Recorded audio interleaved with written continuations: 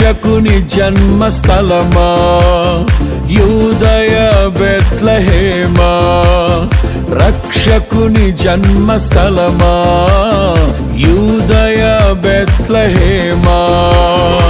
ఆరాధనలకు ఆరంభమా, హృదయార్పణలకు నివాసమా, ఆరాధనలకు ఆరంభమా, హృదయార్పణలకు నివాసమా.